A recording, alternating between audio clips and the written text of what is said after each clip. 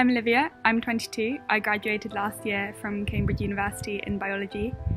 I was working in Paris before the lockdown, but I had to move home because the bar I was working at closed. So I'm spending lockdown with my family south of London. I'm Livia. I'm a nurse and I'm living in the middle of Germany. Mi nombre es Maritza Palacios, soy chilena, tengo 32 años y estoy embarazada de 7 meses. Hi, I'm Jim Verdier. I'm a community health registered nurse and I live in New York City. Hi everyone, I'm Sarah. I'm 24 years old and I was born and raised in Trento, Italy, but I'm originally from Morocco. And I'll be soon graduating in Languages for International Commerce. And this is my place.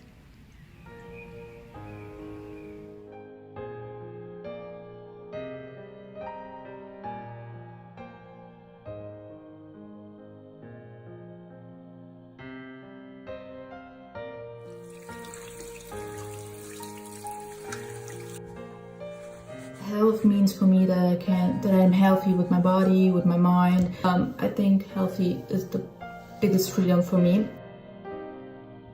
It was the first time I've been properly ill, so I hope it's helped me to value my health more.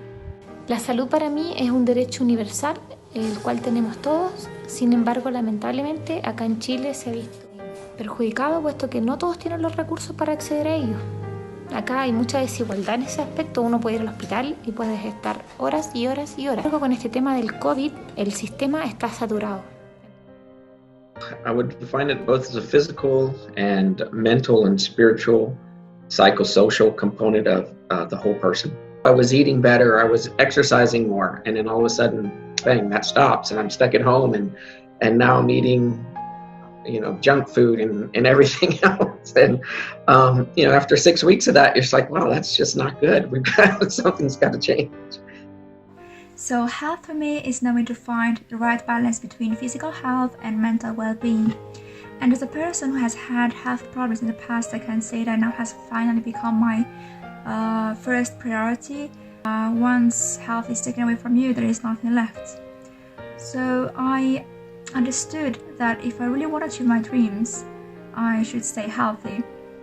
During lockdown, my relationship with my body changed a lot because I can see the people in another way. I just see a mask and eyes and this body. So it changed for me, for my body and my vision of other bodies. I'm a nurse in Germany and I experienced that a lot of patients, a lot of them have dementia, didn't recognize me or my colleagues. They always or sometimes asked, who are you, under the mask, because they couldn't see it. I was unable to do anything for about 6 weeks, even go for a walk. I had really bad fatigue, I was finding it really hard to breathe. I had a range of different symptoms and I found this really difficult, really frustrating. It went on for a really long time.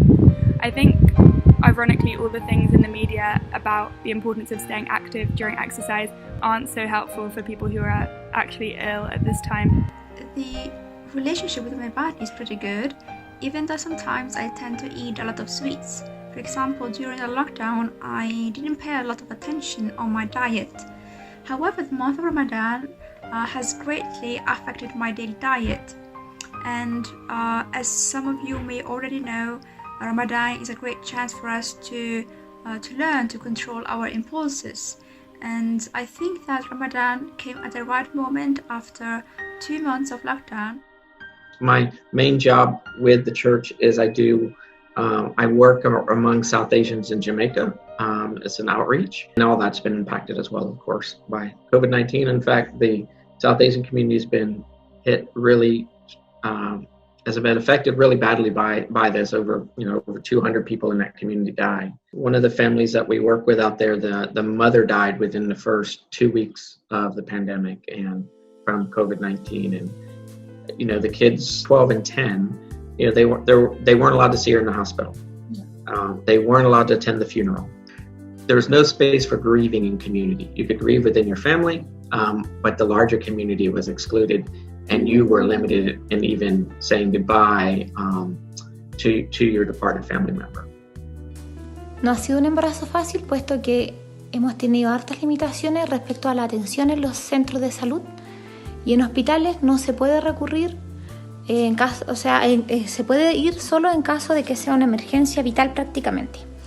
No, los controles no se estaban realizando, ahora se está retomando todo. Ha sido muy complicado, la verdad. Nadie te puede acompañar, tienes que ir sola, y eso ha sido un embarazo solitario en ese aspecto, porque actualmente el padre puede entrar al parto o la persona que uno elija que te acompañe, pero no pueden haber visitas. Emocionalmente y psicológicamente uno se siente sola, uno necesita el apoyo. So I've been isolating with my brothers who are students and my parents who are doctors. I think it's always a bit hard to be around the same people for a really long time. It was a bit difficult when my mum first got coronavirus because we were trying to keep her separate to try and prevent us getting it, especially preventing my dad getting it because he's a bit older and he also is a doctor and wanted to be able to keep going to work and things, but that proved virtually impossible living in the same house. It was just impossible to never be touching the same things, so we did end up all getting it. I think we've just been mindful since then to try and give each other enough space. My behavior with people has changed. I started going out only after 4 months of lockdown, and I didn't mind detaching myself from people for a while, because sometimes I feel like I gather more energy by staying with myself. I think the connection with my family improved a lot because there has been more conversation, more quality time spent together, so I'm very grateful for that. It was just my wife and I, and then our son, like all the other college students, came back home. And so there was probably a little bit of a adjustment and some tension and struggle. But I think within a couple of weeks, we had all gotten to a place where we understood one another better and were able to give it what we call giving one another grace. If you're having a bad day, it allow you to have a bad day, or you're struggling with something, allow you to struggle with something. For our family specifically is a spiritual component of what does it mean to love one another and be kind to one another, even when things are difficult. The way I try to relate with people doesn't change when I'm at work. If someone's upset or frustrated and they're upset or frustrated with me, it's not that I'm rolling over and taking it, but I'm trying to have an ear that's listening and being kind and not taking everything personal. The hardest thing was not to see my parents and my family because they live in Italy. I live in Germany. And so I didn't have the choice to fly to my parents, also just to go back to Italy and enjoy Italian life, and that was the hardest. The thing I miss the most is simply being around people, because after all, human beings are not meant to be alone. We live in communities, so we need to feel the presence of our beloved ones. Of course, we have Instagram, Facebook, WhatsApp, but unfortunately it's not enough, because nothing of all of that can replace the reality of, from an emotional point of view, say, chatting with my friends in front of an ice cream, or taking a lot of pictures for fun. Whenever you're confined on some level, you're having to deal with emotions, whether sometimes that can be anxiety, sometimes it can be worry or fear, depression. Hemos tratado de estar bien emocionalmente, puesto que es difícil estar alejados socialmente, no darte un abrazo, no saludarte de beso. Sin embargo, uno igual lo hace con la gente que es cercana, familiares. Se hace porque uno necesita ese abrazo, esa contención. Strength and camaraderie that you find in community is going to diminish some, at least during probably the next year to 2 years. Even just going into the office and being with people when you're working. I never thought that I would ever miss working in my space. And I think that's helped us, each of us, think through a little bit more of how thankful we are for what we have. For worship, it's great that we can worship together on Sundays through Zoom or through Google Hangout or whatever, but it's not the same. And I do miss the the human contact and the relationships that the computer screen does not allow for or bring out. Initially, when we went lockdown, the Islamic community was very saddened because they wondered how it would be possible to fast the whole month of Ramadan without being able to pray at the mosque or gather with Muslim brothers and sisters for iftar, which is the meal we have to break our fast, or inviting non-Muslim people to our events. But after this phase of discouragement and disappointment, people started to look at this situation from another point of view. I must say more optimistic, that every challenge has its own lesson. And for me, this was a great opportunity to think about our limits as humans, and it was also a chance to become less arrogant.